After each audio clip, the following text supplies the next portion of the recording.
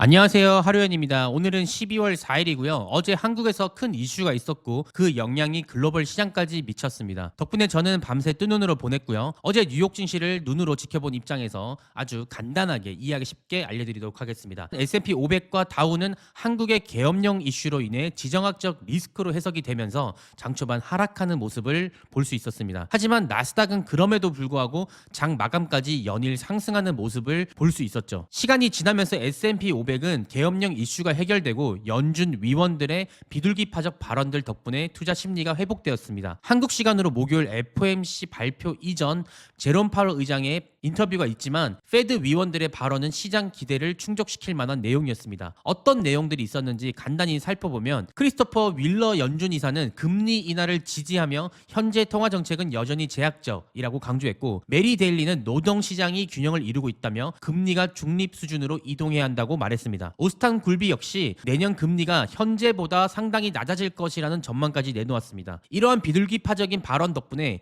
시카고 상품거래소 페드 워치에서는 금리 인하 확률이 79%까지 상승하는 모습을 볼 수 있었죠. 12월 19일은 FOMC 금리 결정이 있습니다. 이제 2주를 앞둔 상황인데요. 금리 결정이 있기 전에 경제 데이터들을 살펴보지 않을 수 없는데요. 자정에는 경제 데이터가 하나 발표됐습니다. 바로 졸트 데이터인데요. 졸트 데이터는 긍정적인 신호와 부정적인 신호가 함께 나왔습니다. 먼저 긍정적인 부분은 10월 채용 공고가 774만 4천 건으로 월가의 예상치를 웃돌았다는 점이고요. 이는 기업들이 여전히 고용에 자신감을 가지고 있다는 신호로 해석할 수 있습니다. 또한 해고 비율이 낮아진 점도 고용 안정성을 높이는 모습까지 있는 거죠. 하지만 채용 건수는 감소하면서 팬데믹 이후 최저 수준을 기록했고요. 이 모습은 노동시장이 강한 회복세를 보이지 않다라고 해석할 수 있죠. 하지만 이럼에도 불구하고 연준의 금리 인하를 단행하는데 걸림돌이 되지 않을 거라는 시장의 해석들이 긍정적인 모습으로 볼 수 있었습니다. 현재 시장은 여러 변수를 고려하면서도 미국 경제의 견고함을 기반으로 연말 랠리를 이어가고 있는 중입니다. 미국채 10년물 금리는 4.1에서 4.2%로 안정적인 모습을 보여주고 있고요. 내년 트럼프 행정부가 시작되게 되면 미국 친기업자 정책으로 인해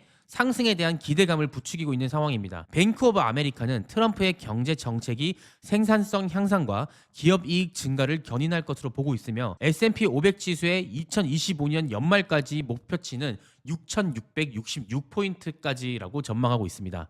도이치뱅크는 더 놀라운 상향 목표치를 두고 있는데 7,000포인트까지 S&P 500이 상승할 것이라고 보고 있다고. 미국은 현재 천문학적인 유동성이 깔려있는 상황입니다. 미국 투자시장은 트럼프 대통령의 당선을 기점으로 미국 내수 시장을 강하게 만들 거라는 확신을 가지고 있는 투자자들이 자신감 있게 투자를 하고 있는 상황으로 볼 수 있죠. 우리가 생각하는 것보다 미국 경제는 탄탄하고 경기 침체 확률은 낮습니다. 트럼프 대통령의 관세 정책이 좋은 성과를 이뤄낸다면 세계 어떤 선진국보다 더 높은 성장세를 보일 것이라는 전문가들의 해석들도 나오고 있는 상황입니다. 그 어느 나라보다 미국의 노동시장은 유연하고 탄탄한 모습을 보여주고 있고, 풍부한 자본에서 나오는 월등한 생산력과 기술 혁신을 주도하는 기업들이 즐비한 상황에서 유럽 등 다른 국가의 투자자들의 자본은 미국 증시로 모이고 있는 상황이죠.